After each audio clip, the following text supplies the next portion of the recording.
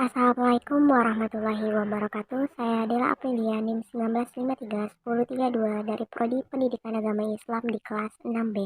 Dosen pengampu Dr. Eka Yanuarti MPDI. Materi pembelajaran Al-Quran Hadis MTS kelas 7.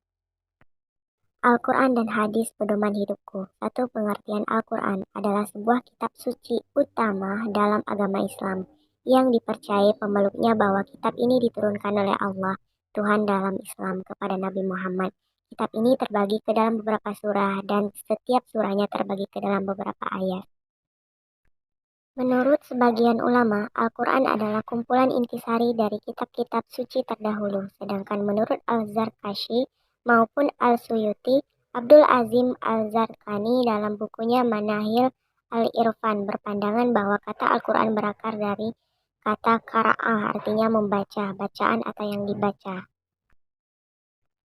Nama-nama lain Al-Quran: Al-Quran bacaan yang mengumpulkan, Alkitab buku, Az-Zikir pemberi peringatan, Al-Furqan pembeda, Al-Tanzil yang diturunkan, Al-Mubin yang menjelaskan, Al-Karim yang mulia, Al-Kalam perkataan, An-Nur cahaya, Al-Huda petunjuk, Ar-Rahman kasih sayang, Asy-Syifa obat, Al-Mubin nasihat. 3. Fungsi Al-Quran. Fungsi Al-Quran bagi kehidupan manusia sebagai petunjuk jalan yang lurus merupakan mukjizat bagi Nabi Muhammad SAW, menjelaskan kepribadian manusia, merupakan penyempurna bagi kitab-kitab sebelumnya, menjelaskan masalah yang pernah diperselisihkan umat sebelumnya. Al-Quran memantapkan iman manusia, tuntunan dan hukum untuk menjalani kehidupan. Fungsi Al-Quran sebagai sumber ilmu. Yang pertama, ilmu tauhid, ilmu hukum, ilmu tasawuf, ilmu filsafat Islam, ilmu sejarah Islam, dan ilmu pendidikan Islam.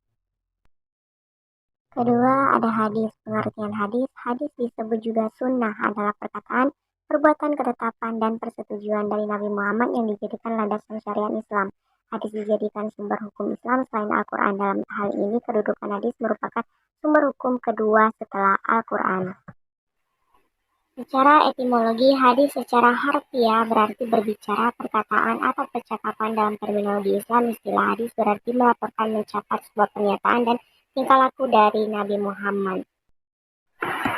Fungsi hadis yang utama adalah untuk menjelaskan Al-Quran. Bila kita lihat dari fungsinya, hubungan hadis dengan Al-Quran sangatlah berkaitan karena pada dasarnya hadis berfungsi menjelaskan hukum-hukum dalam Al-Quran dalam segala bentuknya sebagaimana disebut di atas. Bahwa fungsi hadis terhadap Al-Quran adalah sebagai bayan dan muhaqqiq, penjelas dan penguat bagi Al-Quran, baik sebagai bayan takrir, bayan tafsir, bayan tahsis al-a'lam, bayan tabdilah. Terima kasih dan maaf jika terdapat kesalahan dan kekurangan atas penjelasan saya. Saya akhiri. Assalamualaikum warahmatullahi wabarakatuh.